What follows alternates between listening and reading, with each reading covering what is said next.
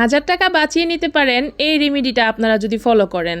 অবশ্যই ফলো করতে হবে, কারণ বাচ্চাদের যখন ঠান্ডা লাগে, আমার বাচ্চারও ঠান্ডা লাগে, আমার বাচ্চার যেহেতু ঠান্ডার একটু সমস্যা, ওর 12 মাস ঠান্ডা লেগেই থাকে। তো আমি যে কাজটা করি, যখনই নাকি ওর ঠান্ডা লাগে তখন আমি ওষুধের দিকে একদমই যাই না। আল্লাহর রহমত আর কিছু গাছালি ওষুধ ওকে খাইয়ে দিলে আলহামদুলিল্লাহ ও কিন্তু রিকভার হয়ে যায়। তো এখানে দেখতে পাচ্ছেন একটা গাছের পাতা ছিঁড়ে নিচ্ছিলাম। এটা কিন্তু সাধারণ পাতা নয়, এটা একটা মানে ওষুধি গুণসম্পন্ন পাতা, যেটা গ্রাম বাংলায় আমরা বাসক পাতা নামে চিনে থাকি।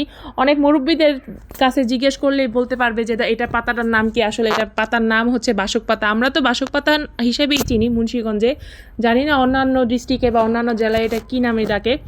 তো কিছু পরিমাণ বাসক পাতা নিয়ে নিলাম। তারপর এটা তো সবাই চিনে তুলসী পাতা। এখানে অনেক ছোট ছোট তুলসী গাছের চারা হয়েছে দানা থেকে। অবশ্য এটা অনেক বড় বড় গাছ ছিল, সেখান থেকে দানা পড়ে হয়েছে। এই যে এটা দেখতে পারতেছেন বড় একটা গাছ, এখান থেকেও কিছু পরিমাণ পাতা নিয়ে নিলাম। দেখতে পাচ্ছেন এখানে অনেক আগাগুলা ছিঁড়া ছিঁড়া। এর আগেও আমি আমার মেয়েকে খাওয়াইছি। তো ওর যখন ঠান্ডা লাগে তখন আমি ওষুধটা হয়তো পরে নেই, যখন নাকি দেখি যে এটা কাজ করতেছে না তখন আমি ওষুধটা ওকে দেই। এটা অবশ্যই ওকে প্রথমে ট্রাই করাই। তো প্রথমে এই পাতাগুলো এনে এটার সাথে আদা, লং, তারপর হচ্ছে তেজপাতা সব কিছু জাল করে মধু বা চিনি মিশিয়ে আপনার বাচ্চাকে কিন্তু একটু পরিমাণ মতো 3 বেলা দিতে পারেন। তাহলেই কিন্তু আলহামদুলিল্লাহ আল্লাহর রহমতে বাচ্চারা চাইলে কিন্তু সুস্থ হয়ে যেতে পারে।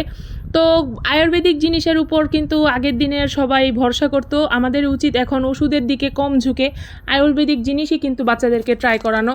আসলে বাচ্চাদের অ্যান্টিবায়োটিক বা ওষুধ খাওয়াতে খাওয়াতে ওদের রোগ প্রতিরোধ ক্ষমতা কিন্তু কমে যায়। এজন্য আমি ট্রাই করি প্রায়ই ওদের কোনো কিছু হলে আয়ুর্বেদিক জিনিসের উপরেই নির্ভর থাকা বা নির্ভর রাখা। আমি যতটুকুই জানি বা আমার মার থেকে যতটুকুই জেনেছি ওইভাবে ওদেরকে ট্রাই করাই রিকভারি করার জন্য। সব কিছুর উপরই তো আল্লাহ। তো দেখতেই পেলেন আমার মেয়েটা কিন্তু খেয়ে নিল। আর সবচেয়ে আনন্দের একটা জিনিস হচ্ছে আজকে সকালে ঘুম থেকে উঠি আমি যে কাটিং করছিলাম জবা গাছের, এটা হচ্ছে হালকা একটা পিঙ্ক শেডের জবা। এই জবা গাছটাই দেখি একটা ফুল আসছে, মানে ভাবা যায় কাটিংয়ের চারা থেকে ফুল আসছে। অবশ্য আরেকটা কলিও আছে।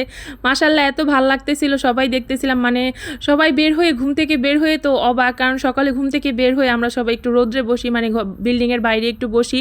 তো দেখতেছিলাম নতুন পাতা তো গজাইছে, তার সাথে সাথে ফুলটাও ফুটছে। দেখেই মনটা অনেক ভালো হয়ে গেল। আসলে আমার গাছের আপডেটগুলো আপনাদের সাথে সাথে আরও দিব। আর ইনশাল্লাহ কালকে আগামীকাল থাকতেছে আমার এতটুক জায়গার ভিতরে 12 ধরনের ফল গাছ আছে।